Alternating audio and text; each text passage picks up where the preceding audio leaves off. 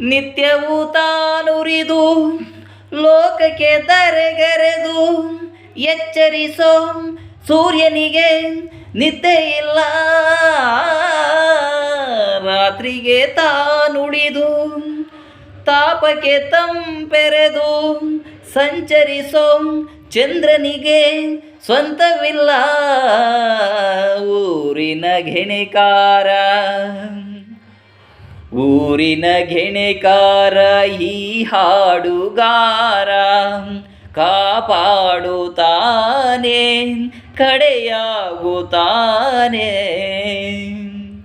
ಸತ್ಯದ ಹರಿಕಾರ ಈ ಹಾಡುಗಾರ ಹೋರಾಡುತ್ತಾನೆ ಒಂಟಿಯಾಗುತ್ತಾನೆ. ಮಣ್ಣಿನ ಮಮಕಾರ ತಂಪಿರುವ